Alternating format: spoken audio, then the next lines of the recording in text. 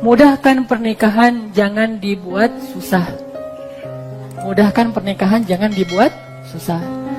Apa kata Nabi tentang pernikahan yang paling baik? Pernikahan yang paling berkah itu, kata Nabi, adalah pernikahan yang mudah dan yang ringan maharnya.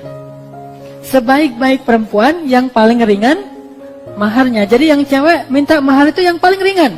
Coba balik ke yang paling atas, yang nomor 1. Jadi ringan, yang paling ringan maharnya nomor itu. Nah, ada KitKat, itu bisa jadi mahar tuh. Ya, coklat, wafer, ya. Atau setangkai bunga, atau senjata mainan, itu juga bisa jadi mahar. Pokoknya apa aja deh. Kalau nggak ada apa-apa, sorbannya juga bukain aja, ketahuan tuh orangnya mana, gitu. Ada di sini. Pokoknya maharnya diringankan. Jadi ini benar banget mewakili apa yang kita bahas. Jadi bisa maharnya cuma KitKat doang. Ya, kamu punya apa? Aku cuma punya KitKat. Dah aku mah apa tuh gitu misalnya. Udah. Terima aja udah kalau kayak gitu. Yang penting niatnya baik gitu. Terus atau dia memberikan setangkai bunga dan durinya udah dibersihin sama dia, setangkai bunga mawar yang tak berduri, dikasih sama kita. Itu terima aja, Masya Allah ya, dia niatnya tulus banget, bukan mau menjadi pacar saya, tapi pengen jadi imam saya. Dengan takbir kita menerima Allahu Akbar gitu. Terima aja, seringan dengan mahar. Kalau nggak ada apapun, Al-Quran deh. Gimana Al-Quran? Hafalan. Kamu punya apa? Maaf ya, aku punyanya Al-Ikhlas. Ikhlas banget pokoknya gitu. Insya Allah kalau maharnya Al-Ikhlas, insya Allah pada punya ya. Dan itu ada hadisnya. Ada seorang laki-laki datang ke Rasul. Nih jomblonya sahabat nih. Datang ke Rasul. Ya Rasul, saya pengen nikah.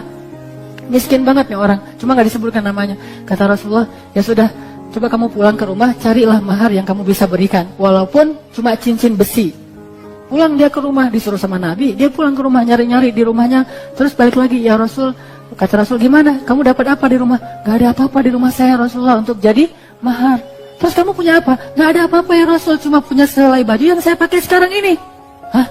Kalau kamu kasih itu sebagai mahar, terus kamu pakai apa? Kan gak keren banget kan ya? Pernikahan, bajunya mana? Saking gak punya apa-apa, cuma punya sehelai baju, itu luar biasa. Akhirnya Nabi bilang, ya udah, apakah kamu punya hafalan Al-Quran? Kata dia, ada ya Rasul, cuma gak disebut Al-Ikhlas. Mungkin dia hafal beberapa juz Al-Quran lah, keren lah ya. Masa Al-Ikhlas doang kan gak kurang menghargai perempuan. Berikan yang lebih banyak. Kalau saya dulu mahar saya, ini ikhtilaf memang secara fikih. Ada ulama mengatakan gak boleh, harus perhiasan. Tapi ada hadis yang kayak gitu. Dulu saya selain mahar cincin, saya maharnya surat At-Tahrim. Surat At-Tahrim itu salah satunya adalah ku anfusakum wa ahlikum naro. Hafalan surat At-Tahrim. Waktu itu saya belum hafal, langsung hafal cepet-cepetan.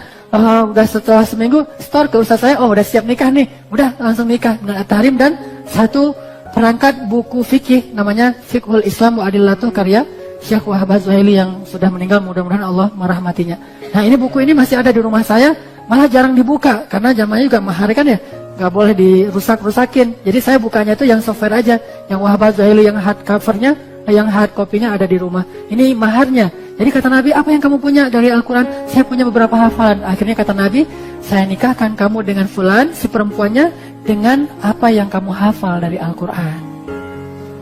Jadi ayo, siapa yang mau hafal surat At-Tahrim, datang ke saya store. Insya Allah udah siap tuh. At-Tahrim, Al-Muluk, Ar-Rahman, Al-Ankabut udah tuh. Al-Ankabut 1. Jadi apa aja mudahkan. Yang perempuan juga gitu. Kalau dia tanya, saya kasih apa maharnya buat kamu? Apa yang kamu bisa aja gitu.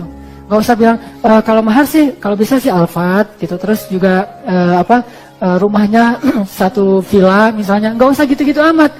Walaupun gak salah ya, meminta mahar yang bagus, karena ini salah satu problem di Mesir itu. Kenapa orang Mesir nikahnya kalau udah doktor, usia 40 tahun, karena mahar perempuannya itu mahal-mahal. Harus punya villa, minimal apartemen, kemudian juga harus punya kendaraan, harus punya pekerjaan yang jelas. Gak usah gitu-gitu amat. Yang dimaksud oleh Nabi mampu, manistato amin kumul ba'ah, mampu di situ itu bukan kaya, tetapi mampu di situ itu sudah bisa memberi nafkah. Artinya udah punya pekerjaan walaupun gak banyak hartanya, itu udah mampu. Jadi yang udah punya usaha kecil-kecilan nih, distro atau clothing, itu udah mampu tuh. Atau yang bahkan jualan siwak aja itu udah mampu. Apalagi jualan madu kan, lebih mampu lagi kan. Jualan madu, mana yang jualan madu? Kiki, nah ini udah mampu banget nih. Alhamdulillah, bentar lagi, tinggal 2 minggu lagi mau nikah. Artinya itu udah mampu. Jadi insya Allah untuk standar mampunya hadis, kita ini di Al-Latif ini rata-rata udah mampu. Tinggal apakah ada keberanian? Nih saya tantang, apakah kita berani enggak nih? Saya dulu pas menikah justru mahar cincin itu saya pinjam ke calon istri saya. Dia namanya Maria Ulfa. Setelah menikah manggilnya Hanan Hanin. Sebelum menikah Maria, aku ada sih duit cuma masih di teman. Gitu kan gaya-gaya gengsi gitu kan ya. Agak-agak ya, biar izah gitu kan. Temen aku minjam tapi belum balik-balikin. Janjinya sih mau dibalikin beberapa bulan, ternyata sampai sekarang belum. Jadi bisa nggak ya pinjam dulu gitu. Ya, oh berapa? $500 aja, nggak usah banyak-banyak. Saya pakai modal untuk ke Saudi, terus saya kerja di travel di Saudi. Pulang-pulang saya bawa $3.000. Alhamdulillah bisa langsung bayar hutang. Jadi nggak masalah, dia dinikahi dengan mayar yang hutang pun luar biasa. Ini sebaik-baik perempuan dan berkah insya Allah pernikahannya. Gitu juga dengan kalau ada yang akhwat didatangin cowok, misalnya dia minta pinjam dulu, nggak apa-apa lah. Tapi jangan banyak-banyak, satu orang aja kasus kayak gitu. Kalau semuanya minta pinjam kasihan. Jadi nggak ada modal dengkul ya.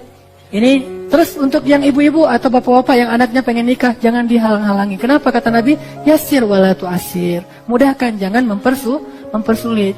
Kadang-kadang kita membuat syarat sendiri. Syaratnya misalnya kalau di yang saya tahu nih di beberapa tempat di Jawa itu nggak boleh ngelangkahi kakak misalnya. Kakak kamu kan belum nikah. Lalu nunggu sampai kapan tuh? Apalagi kalau misalnya kakaknya banyak syarat kan kita ke bawah-bawah kan. Oh kakak saya mah syaratnya harus bule.